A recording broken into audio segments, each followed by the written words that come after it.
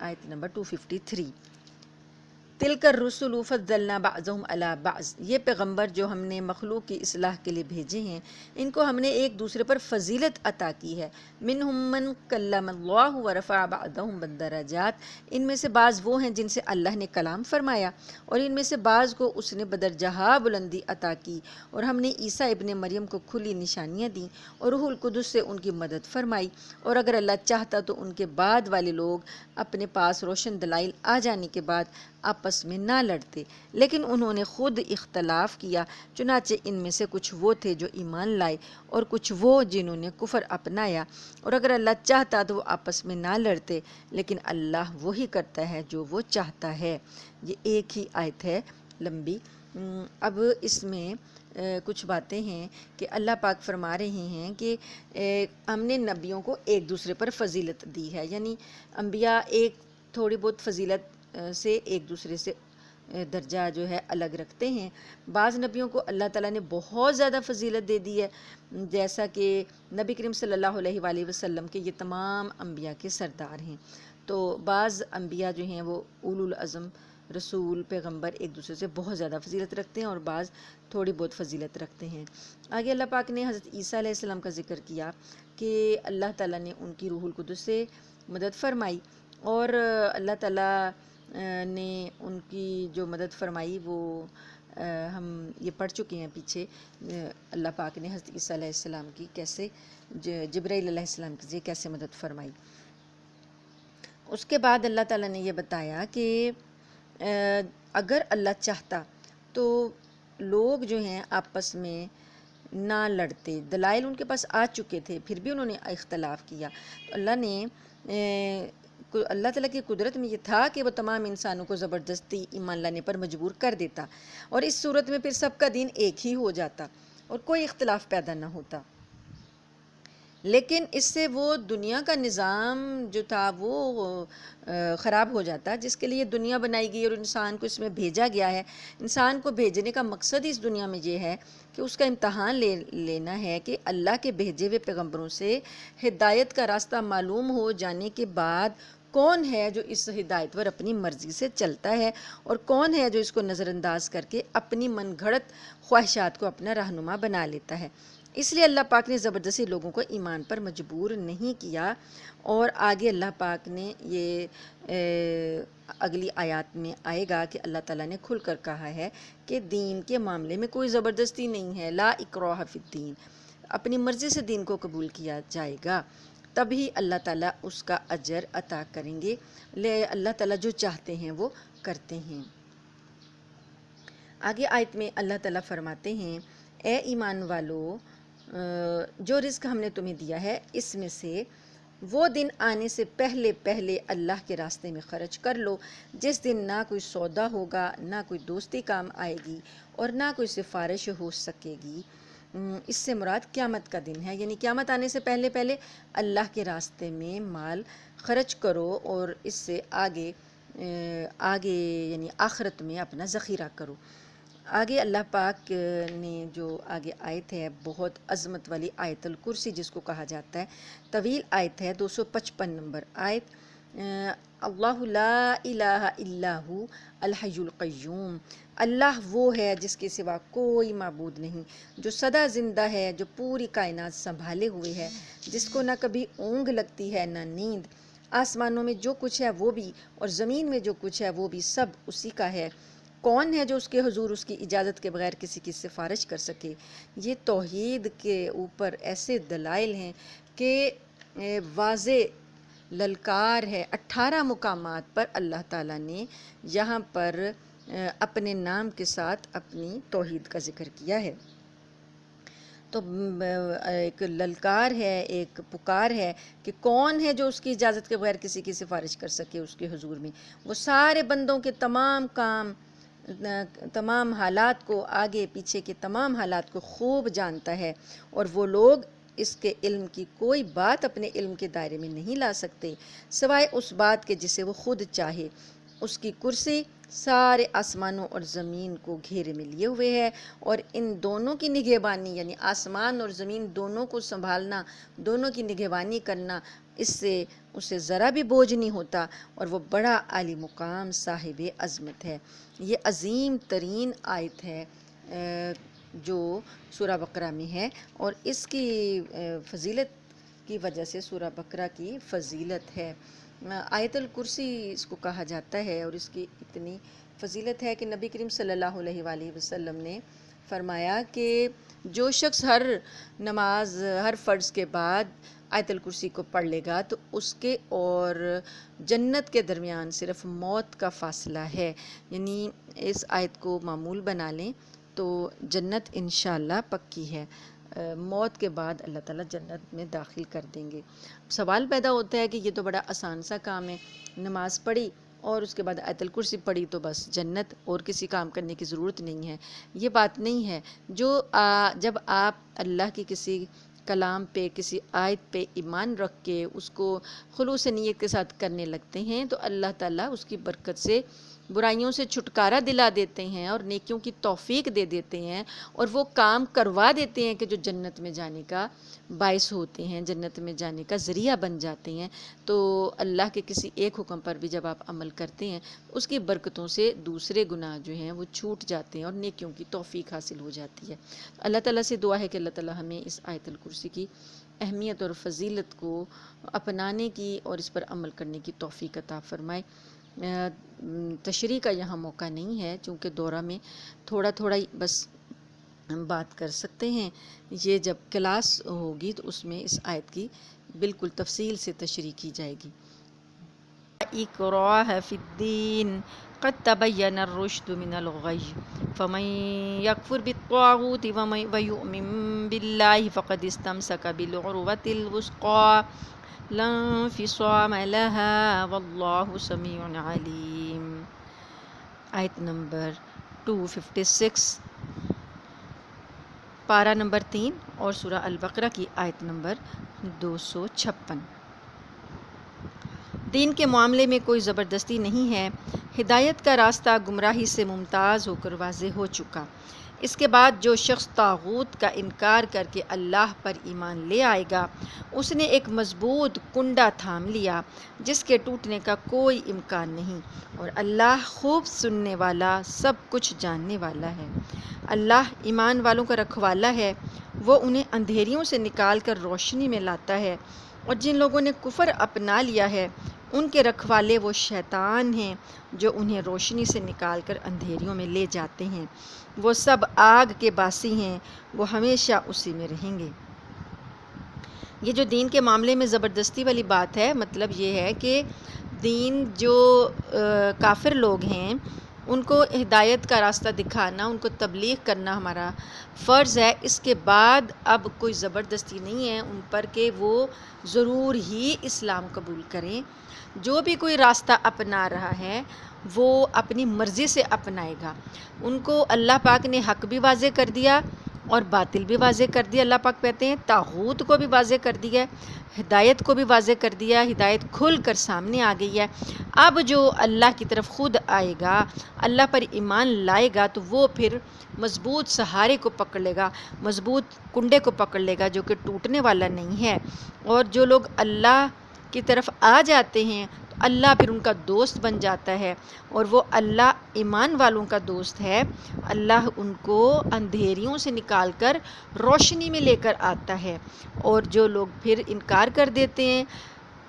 حق بات سمجھنے کے باوجود بھی انکار کر دیتے ہیں، کفر اختیار کر لیتے ہیں، تو وہ ان کے ساتھی کون ہیں؟ شیطان ان کے ساتھی ہیں۔ وہ ان کو ہدایت سے، روشنی سے،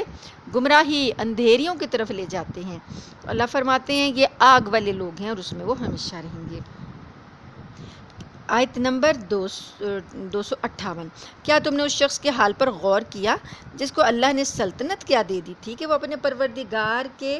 وجود ہی کے بارے میں ابراہیم علیہ السلام سے بحث کرنے لگا؟ جب ابراہیم نے کہا کہ میرا پروردگار وہ ہے جو زندگی بھی دیتا ہے اور موت بھی، تو وہ کہنے لگا میں بھی زندگی دیتا ہوں اور موت دیتا ہوں۔ ابراہیم نے کہا اچھا، اللہ تو سورج کو مشرق سے نکالتا ہے، تم ذرا مغرب سے نکال کر لاؤ۔ اس پر وہ کافر مبہوت ہو کر رہ گیا، اور اللہ ایسے ظالموں کو ہدایت نہیں دیا کرتا۔ یہ جو شخص ہے جو ابراہیم سے جھگڑا، یہ بابل کا بادشاہ نمرود تھا جو خدائی کا بھی دعوے دار تھا، تو اللہ پاک نے اس کو بادشاہت دی تو وہ خود ہی خدا بن بیٹھا۔ اس نے دعویٰ کیا کہ میں زندگی اور موت دیتا ہوں، مطلب اس کا یہ تھا کہ میں بادشاہ ہونے کی وجہ سے جس کو چاہوں موت کے گھاٹ اتار دوں اور جس کو چاہوں موت کا مستحق ہونے کے باوجود معاف کر کے آزاد کر دوں، اور اس طرح میں اسے زندگی دے دوں۔ ظاہر ہے کہ یہ اس کا جواب جو تھا وہ ابراہیم علیہ السلام کے جواب سے بالکل مطابقت نہیں رکھتا تھا، کیونکہ اس نے ابراہیم علیہ السلام کو سے بحث یہ کی تھی کہ تمہارا خدا کون ہے، تو کیا کرتا ہے، تو ابراہیم علیہ السلام نے کہا تھا کہ میرا خدا وہ ہے جو زندگی دیتا ہے اور موت دیتا ہے، تو اس نے کہا کہ میں بھی زندگی دے سکتا ہوں اور موت دے سکتا ہوں۔ تو پھر جب ابراہیم علیہ السلام نے دیکھا کہ یہ تو بات کو سمجھا ہی نہیں ہے، بالکل غلط دلیل دے رہا ہے، تو آپ نے پھر اسے کہا کہ میرا رب وہ ہے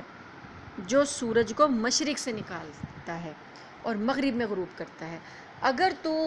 رب ہے تو تو سورج کو مغرب سے نکال کے دکھا دے، یعنی مشرق سے نکالنا روزانہ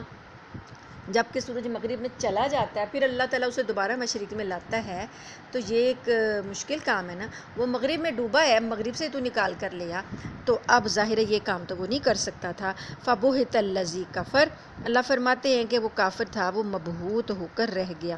آگے اللہ پاک نے فرمایا کہ پھر اللہ تعالیٰ ظالموں کی قوم کو ہدایت نہیں دیتا، یعنی جو اللہ کے ساتھ شرک کرتے ہیں، ہدایت نہیں پکڑتے، وہ ظالم ہیں، تو ظالموں کو پھر ہدایت اللہ نہیں دیتا۔ اور ایک اور واقعہ اللہ پاک فرما رہے ہیں کہ یا تم نے ایسے شخص کے واقعے پر غور کیا جس کا ایک بستی پر ایسے وقت گزر ہوا جب وہ چھتوں کے بل گری پڑی تھی۔ جب وہ چھتوں کے بل گری پڑی تھی مطلب یہ کہ اوندھی پڑی تھی، جیسے زلزلہ آتا ہے تو اوپر کا حصہ نیچے اور نیچے کا حصہ اوپر ہو جاتا ہے، تو اس میں اس نے ایک شخص تھا نا، وہ وہاں سے گزرا، اس نے دیکھا کہ یہ بستی اوندھی پڑی تھی۔ اس نے کہا کہ اللہ اس بستی کو اس کے مرنے کے بعد کیسے زندہ کرے گا؟ پھر اللہ نے اس شخص کو 100 سال تک کے لیے موت دے دی اور اس کے بعد زندہ کر دیا، اور پھر پوچھا کہ تم کتنے عرصے تک اس حالت میں رہے؟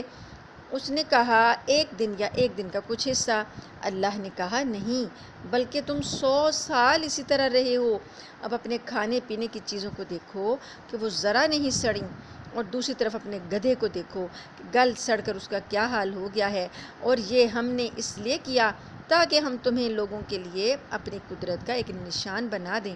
اور اب اپنے گدھے کی ہڈیوں کو دیکھو، ہم کس طرح انہیں اٹھاتے ہیں، پھر ان کو گوشت کا لباس پہناتے ہیں۔ چنانچہ جب حقیقت کھل کر اس کے سامنے آ گئی تو وہ بول اٹھا کہ مجھے یقین ہے کہ اللہ ہر چیز پر قدرت رکھتا ہے۔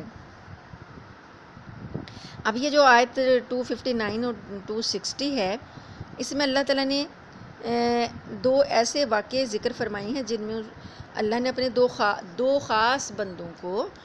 2 واقعات میں 2 خاص بندوں کو دنیا ہی میں مردوں کو زندہ کرنے کا مشاہدہ کرایا۔ پہلا واقعہ جو ہے، جو ابھی میں نے پڑھا، اس کا جو ابھی ترجمے میں پڑھا، وہ اس واقعے میں ایک ایسی بستی کا ذکر ہے جو مکمل طور پر تباہ ہو چکی تھی۔ اس کے تمام باشندے مر کھپ چکے تھے اور مکان جو تھے وہ چھتوں سمیت گر کر مٹی میں مل چکے تھے۔ تو ایک صاحب کا وہاں سے گزر ہوا۔ اب وہ صاحب کون ہیں؟ اس کا ذکر اللہ پاک نے تو نہیں کیا، لیکن اور نبی کریم صلی اللہ علیہ وسلم سے بھی کوئی مستند روایت نہیں ہے، لیکن بعض حضرات نے یہ کہا ہے کہ یہ بستی جو تھی، جو گری پڑی تھی، یہ بیت المقدس تھی، اور یہ اس وقت کا واقعہ ہے جب بخت نصر نے اس پر حملہ کر کے اس بستی کو تباہ کر ڈالا تھا، اور یہ صاحب جو وہاں سے گزرے یہ حضرت عزیر علیہ السلام تھے یا حضرت ارمیہ علیہ السلام تھے، لیکن یہ بات یقین سے نہیں کہی جا سکتی، بہرحال روایات میں آتا ہے، اور نہ ہمیں اس کے کھوج میں پڑھنے کی ضرورت ہے۔ قرآن کریم کا مقصد جو ہے بس وہ یہ واضح کرنا ہے کہ اللہ تعالیٰ نے یقینی طور پر مشاہدہ کروایا اپنے بندے کو۔ تو وہ اب جب چلے، انہوں نے جب بستی پر دیکھا، اتنی خراب حالت میں بستی کو دیکھا، تو ان کے دل میں یہ خیال پیدا ہوا کہ یہ بستی اب کیسے زندہ ہوگی۔ تو اللہ پاک نے ان کو موت اور حیات کا مشاہدہ کرانے کے لیے وہیں پر 100 سال تک کے لیے موت دے دی۔ وہ سفر میں تھے نا، 100 سال تک موت دے دی۔ 100 سال کے بعد اللہ نے ان کو زندہ کر کے ان سے پوچھا کہ آپ کتنا عرصہ رہے، تو انہوں نے کہا 1 دن یا 1 دن کا کچھ حصہ۔ پھر اللہ نے بتایا کہ نہیں، تم 100 سال تک سوتے رہے ہو، اور ذرا اپنے کھانے پینے کی طرف دیکھو، بالکل نہیں گلا سڑا۔ کھانا اور پانی جو کہ 2 سے 3 دن سے زیادہ نہیں بچ سکتا، وہ بالکل نہیں گلا سڑا، ویسے ہی تازہ تھا۔ اور جو ان کی سواری تھی گدھا، جو کہ چر چگ کے اپنے لیے کچھ نہ کچھ سامان زندگی کا رکھ سکتا تھا اور کچھ عرصہ زندہ رہ سکتا تھا، وہ انجر پنجر اس کا گدھے کا بکھرا پڑا تھا، کوئی ہڈی کہیں تھی، کوئی کہیں تھی، کھال وغیرہ کچھ بھی نہیں تھی۔ تو اللہ پاک نے کہا کہ دیکھو اپنے گدھے کو دیکھو، اب دیکھو ہم اس کو کیسے زندہ کرتے ہیں۔ تو وہ پھر ایسے ہی اللہ پاک نے کیا، اور وہ گدھا جو تھا، جگہ جگہ جو اس کی ہڈیاں بکھری پڑی تھیں، وہ ساری ہڈیاں اکٹھی ہوئیں، اکٹھی ہو کر ایک دوسرے کے ساتھ جڑیں، جڑنے کے بعد ایک ڈھانچہ تیار ہوا ان کی آنکھوں کے سامنے۔ پھر اللہ نے کہا دیکھو ہم ان پر گوشت کیسے چڑھاتے ہیں۔ اللہ نے حضرت عزیر یا حضرت ارمیہ جو ہیں ان کے سامنے ہی ہڈیوں پر گوشت چڑھایا، گوشت کے بعد کھال، کھال کے بعد اس میں روح ڈالی، اور وہ گدھا جو تھا ہنہناتا ہوا بھاگنے دوڑنے لگا۔ تو اللہ پاک فرماتے ہیں کہ ہم نے جو ہے یہ جب یہ کیا، انہوں نے یہ سب چیزیں اپنی آنکھوں سے دیکھ لیں، تو پھر انہوں نے کہا قال اعلم ان اللہ علی کل شیء قدیر، کہ میں جان گیا ہوں کہ اللہ ہر چیز پر قادر ہے۔ اب ایک اور آگے واقعہ، اور اس وقت کا تذکرہ سنو جب ابراہیم نے کہا تھا کہ میرے پروردگار مجھے دکھائیے کہ آپ مردوں کو کیسے زندہ کرتے ہیں۔ پہلے واقعے میں اللہ پاک نے نام نہیں بتایا، دوسرے واقعے میں اللہ پاک نے حضرت ابراہیم کا نام بتایا کہ ان کا یہ واقعہ ہے کہ میرے پروردگار مجھے دکھائیے آپ مردوں کو کیسے زندہ کرتے ہیں۔ اللہ نے کہا کیا تمہیں یقین نہیں؟ کہنے لگے یقین کیوں نہ ہو، مگر یہ خواہش اس لیے کی ہے تاکہ میرے دل کو پورا اطمینان حاصل ہو جائے۔ یعنی یہ سوال جواب کے ذریعے اللہ پاک نے یہ بات صاف کر دی کہ ابراہیم علیہ السلام کی یہ فرمائش خدا نہ خواستہ کسی شک کی وجہ سے نہیں تھی، لیکن آنکھوں سے دیکھنے کی بات ہی کچھ اور ہوتی ہے، تو وہ آنکھوں سے دیکھنا چاہتے تھے، اس لیے انہوں نے اللہ پاک سے کہا کہ میں آنکھوں سے دیکھنا چاہتا ہوں تاکہ میرے دل کو پورا اطمینان حاصل ہو جائے۔ اللہ نے کہا اچھا تو 4 پرندے لو اور انہیں اپنے سے مانوس کر لو، پھر ان کو ذبح کر کے ان کا ایک ایک حصہ ہر پہاڑ پر رکھ دو، پھر ان کو بلاؤ، وہ چاروں تمہارے پاس دوڑے چلے آئیں گے، اور جان رکھو کہ اللہ پوری طرح صاحب اقتدار بھی ہے، اعلیٰ درجے کی حکمت والا بھی ہے۔ یعنی اگرچہ اللہ تعالیٰ کی قدرت کاملہ ہر وقت مردے کو زندہ کرنے کا مشاہدہ کرا سکتی ہے، مگر اللہ پاک کی یہ حکمت کا تقاضا ہے کہ وہ ہر ایک کو یہ مشاہدہ نہیں کراتے، بلکہ یہ دنیا جو ہے یہ چونکہ امتحان گاہ ہے، تو اس لیے یہاں پر اصل قیمت ایمان بالغیب کی ہے، اور انسان سے یہی مطلوب ہے کہ وہ ایمان بالغیب رکھے اور آنکھوں سے دیکھے بغیر دلائل پر ایمان لائے، جو دلیلیں اس کو دی جا رہی ہیں ان پر ایمان لائے۔ لیکن انبیاء کرام کا معاملہ جو ہے وہ عام لوگوں سے مختلف ہوتا ہے، کیونکہ وہ جب غیب کی حقائق دیکھ لیتے ہیں اور غیر متزلزل ایمان لا چکے ہوتے ہیں، تو ان کے ایمان میں کسی بھی قسم کی شک کی گنجائش نہیں ہوتی، بس ان کو آنکھ کا مشاہدہ کبھی کرا دیا جاتا ہے اور کبھی نہیں کرایا جاتا، وہ ان کا جو ہے ایمان وہ تو سب سے زیادہ پختہ ہوتا ہے۔ لیکن یہ حکمت خداوندی ہوتی ہے کہ بعض انبیاء کو غیب کے بعض چیزوں کے مشاہدے جو ہیں وہ کرا دیے جاتے ہیں، تاکہ ان کا جو معیار اطمینان ہے نا وہ عام لوگوں سے بلند ہو، اور وہ ڈنکے کی چوٹ پر وہ کہہ سکیں کہ جس بات کی وہ دعوت دے رہے ہیں اس کی حقانیت انہوں نے اپنی آنکھوں سے بھی دیکھ رکھی ہے۔ تو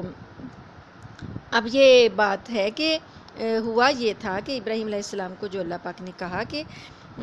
4 پرندے لے لو، چاروں پرندوں کو اپنے سے مانوس کر لو، جب وہ تم سے مانوس ہو جائیں تو ان کو ذبح کر کے ان کے گوشت کو چاروں کو مکس کر کے ان کے ٹکڑے جو ہیں چھوٹے چھوٹے کر کے انہیں مکس کر دو، مکس کرنے کے بعد جو پہاڑ ہیں ہر پہاڑ پر کچھ کچھ ٹکڑے رکھاؤ، اور اس کے بعد تو ان کو آواز دو، جیسے تم زندگی میں مانوس کیا تھا جس آواز سے، تو پھر تم دیکھو گے کہ پھر ابراہیم علیہ السلام نے ایسا ہی کیا، تو انہوں نے دیکھا چاروں پہاڑوں سے، پہاڑوں کا کتنا فاصلہ ہوتا ہے، چاروں پہاڑوں سے وہ ٹکڑے جو تھے ہر پرندے کے جو ہیں وہ اکٹھے ہوئے، اکٹھے ہونے کے بعد وہ شکل بنی، شکل بننے کے بعد وہ پرندے جو تھے دوڑتے ہوئے جب پورے مکمل ہوئے تو دوڑتے ہوئے ابراہیم علیہ السلام کے پاس آ گئے۔ ابراہیم علیہ السلام نے اپنی آنکھوں سے یہ دیکھ لیا۔ تو اللہ فرماتے ہیں کہ جان رکھو کہ اللہ تعالیٰ صاحب اقتدار بھی ہے اور اعلیٰ درجے کی حکمت والا بھی ہے۔ تو جو لوگ آگے اگلی آیت، جو لوگ اللہ کے راستے میں اپنے مال خرچ کرتے ہیں ان کی مثال ایسی ہے جیسے ایک دانہ 7 بالیں اگائے اور ہر بال میں 100 دانے ہوں، اور اللہ جس کے لیے چاہتا ہے ثواب میں کئی گنا اضافہ کر دیتا ہے۔ اللہ بہت وسعت والا اور بڑے علم والا ہے۔ اب یہ آیت نمبر 262، جو لوگ 262 جو لوگ اپنے مال اللہ کے راستے میں خرچ کرتے ہیں، پھر خرچ کرنے کے بعد نہ احسان جتلاتے ہیں اور نہ کوئی تکلیف پہنچاتے ہیں، وہ اپنے پروردگار کے پاس اپنا ثواب پائیں گے، نہ ان کو کوئی خوف لاحق ہوگا اور نہ کوئی غم پہنچے گا۔ بھلی بات کہہ دینا اور درگزر کرنا اس صدقے سے بہتر ہے جس کے بعد کوئی تکلیف پہنچائی جائے، اور اللہ بڑا بے نیاز ہے۔ یہ یہاں سے آگے تقریباً 2 رکوع ہیں جو کہ اللہ کی راہ میں مال خرچ کرنے کے فضائل پر، اور مال خرچ کرنا جو ہے کیسے کرنا ہے اور کن لوگوں کو دینا ہے، یہ ساری باتیں جو نہیں مال خرچ کرتا، بخل کرتا ہے، اس کے لیے کیا وعید ہے، ان 2 رکوع میں یہ ساری بات جو ہے آئے گی۔ اور ان اللہ کے راستے میں جو مال خرچ کرتا ہے آدمی، اللہ تعالیٰ ایک کے بدلے 700 دیتا ہے۔ اب 700 جو ہے وہ ایک تو تعداد کی کثرت جو ہے نا وہ بتانے کے لیے ہے، ورنہ یہ نہیں ہے کہ صرف اللہ 700 ہی دیتا ہے، اللہ تعالیٰ اس سے جتنا بھی چاہے بڑھائے گا، لیکن 700 ایک کثرت کے لیے آپ کو بتایا جا رہا ہے، اللہ پاک فرما رہے ہیں۔ لیکن چلیں ایسا ہے نا کہ یہ ڈیجٹ ایسی ہے کہ ہماری گنتی میں آتی ہے نا، اور ہم سمجھ سکتے ہیں کہ 1 سے 700 کیسے بنے گا۔ اللہ نے کیسے بتایا کہ دانہ ایک بوتا ہے کسان زمین میں، اور اس گندم کا فرض کرے اس نے دانہ بویا، اس دانے سے جو پودا نکلا، اس پودے کے اندر 7 بالیاں لگیں، یعنی 7 سٹے لگے، ان 7 سٹوں میں سے ہر سٹے کے اندر 100 دانہ ہو، تو ایک دانے سے کتنا دانہ حاصل ہوا؟ 700۔ اسی طرح 1 روپیہ اللہ کی راہ میں خرچ کرنے کا ثواب اللہ تعالیٰ 700 تک بڑھا دیتے ہیں، اور نیت جس کی جتنی زیادہ اچھی ہو تو اللہ فرماتے ہیں واللہ یضاعف لمن یشاء، اللہ جس کے لیے چاہتا ہے اس سے بھی زیادہ بڑھا دیتے ہیں۔ اب اللہ پاک نے خرچ کرنے کے بعد فرمایا کے بارے میں بعد میں فرمایا کہ جو خرچ تو کر لیتے ہیں نا بعد میں، پھر وہ لوگ احسان نہیں جتلاتے، کسی کو تکلیف نہیں پہنچاتے، پھر ان کو ثواب ملے گا اور انہیں کوئی خوف اور غم نہیں ہوگا۔ اگلی آیت میں اللہ تعالیٰ فرماتے ہیں 264، اے ایمان والو اپنے صدقات کو احسان جتلا کر اور تکلیف پہنچا کر اس شخص کی طرح ضائع مت کرو جو اپنا مال لوگوں کو دکھانے کے لیے خرچ کرتا ہے اور اللہ اور یوم آخرت پر ایمان نہیں رکھتا۔ یعنی اگر صدقہ دیا اور اس کے بعد احسان جتا دیا، تکلیف پہنچا دی اس بندے کو جس کو آپ نے دیا تھا، تو وہ ضائع ہو گیا۔ اور وہ ضائع کیسے ہوگا؟ ایسے شخص کی طرح ہوگا جو اپنا مال ریاکاری میں خرچ کرتا ہے، یعنی جیسے ریاکاری کرنے والے کو کوئی ثواب نہیں ملے گا، ایسا اس بندے کو بھی کوئی ثواب نہیں ملے گا، کیونکہ ریاکار بندہ جو ہوتا ہے وہ چونکہ آخرت پر ایمان نہیں رکھتا، اسے یہ نہیں امید ہوتی نا کہ مجھے آخرت میں اجر ملنا ہے، تو وہ دنیا کے فائدے کی خاطر ہی ریاکاری کرتا پھرتا ہے۔ تو اللہ فرماتے ہیں ان کی مثال ایسی ہے، جو ریاکاری کرتے ہیں ان کی مثال ایسی ہے کہ جیسے کہ ایک چٹان ہو، چکنی چٹان ہو، اس پر مٹی جم جائے اور پھر اس پر زور کی بارش پڑے اور اس مٹی کو بہا کر چٹان کو دوبارہ چکنا وہ چھوڑ دے، جو یعنی کہ ایک چٹان تھی تو اس کے اوپر مٹی جمی ہوئی تھی، تو اس سے کسی نے امید لگائی ہو کہ یہ مٹی کے اندر میں کاشتکاری کر لوں،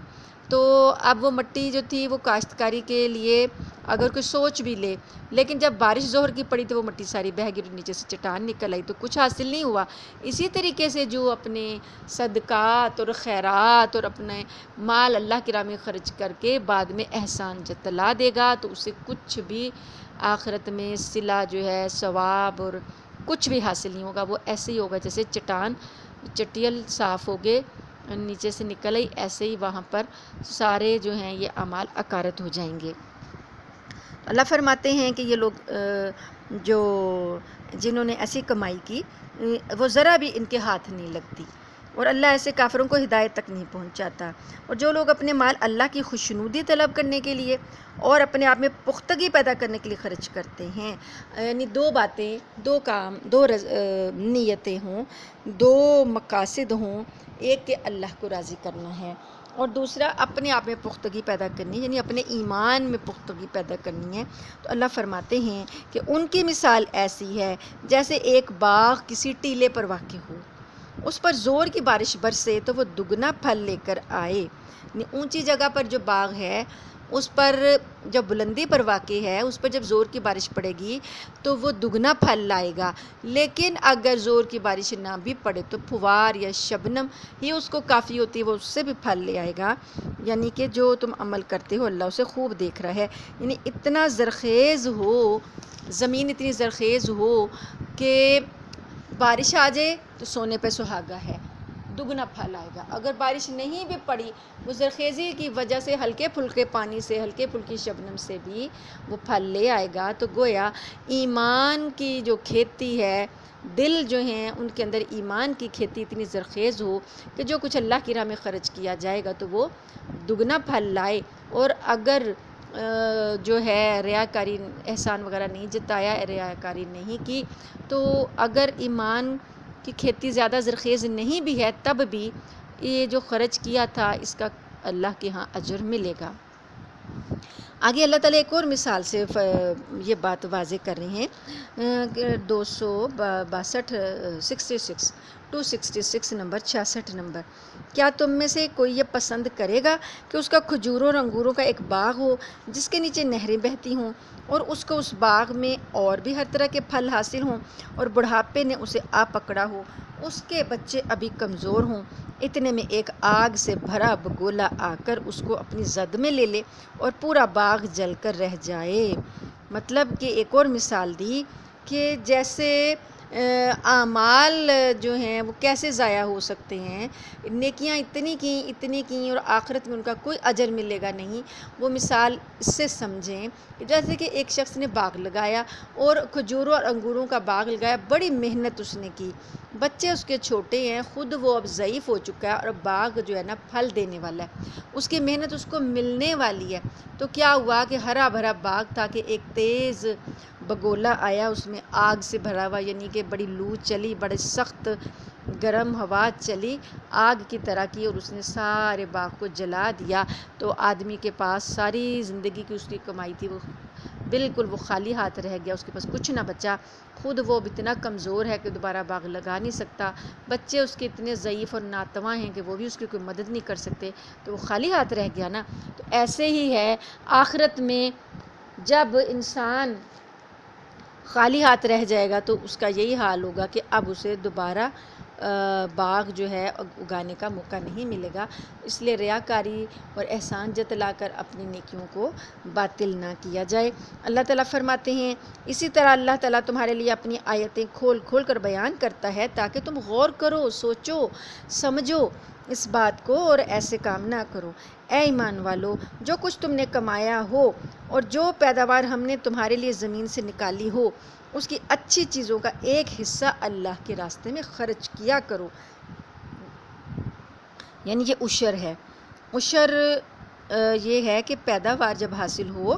اللہ پاک زمین سے جب پیداوار دیتے ہیں تو اللہ کہتے ہیں کہ جو بھی اس کی اچھی چیزیں ہیں نا، اچھا پھل ہے نا، اس میں سے اللہ کے لیے ایک حصہ نکال دیا کرو، اور یہ نیت نہ رکھو کہ بس ایسی خراب قسم کی چیزیں اللہ کے نام پر دیا کرو گے جو اگر کوئی دوسرا تمہیں دے تو نفرت کے مارے تم اسے آنکھیں میچے بغیر نہ لے سکو، اور یاد رکھو کہ اللہ ایسا بے نیاز ہے کہ ہر قسم کی تعریف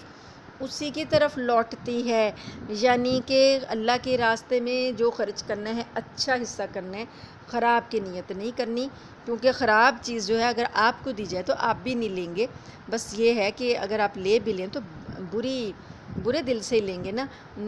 ایسے کہ جیسے اب بات آگے آدمی کچھ کہہ تو نہیں سکتے لیکن آنکھیں نیچی کر کے بس برے دل سے لے لیں گے۔ اللہ فرماتے ہیں کہ اللہ کو تمہارے مال کی ضرورت نہیں ہے، یاد رکھو، وَاعْلَمُوا، جان لو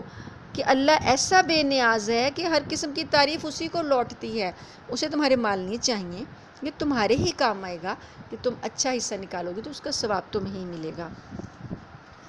آگے جو انسان کی فطرت ہوتی ہے نا، انسان کو ڈر ہوتا ہے کہ میں نے خرچ کر دیا تو میں مفلس ہو جاؤں گا، میں خرچ کر دوں گا تو میرے پاس پیسے کم ہو جائیں گے۔ اللہ تعالیٰ نے اس کا ذکر کیا آیت نمبر 268، الشیطان یعدکم الفقر ویأمرکم بالفحشاء، شیطان تمہیں مفلسی سے ڈراتا ہے اور تمہیں بے حیائی کا حکم دیتا ہے، اور اللہ تم سے اپنی مغفرت اور فضل کا وعدہ کرتا ہے۔ اللہ بڑی وسعت والا، ہر بات جاننے والا ہے۔ وہ جس کو چاہتا ہے دانائی عطا کر دیتا ہے، اور جسے دانائی عطا ہو گئی اسے وافر مقدار میں بھلائی مل گئی، اور نصیحت وہی لوگ حاصل کرتے ہیں جو سمجھ کے مالک ہیں۔ اللہ تعالیٰ سے دعا ہے کہ اللہ تعالیٰ ہمیں ان آیات پر عمل کرنے کی توفیق عطا فرمائے۔ وآخر دعوانا ان الحمد للہ رب العالمین۔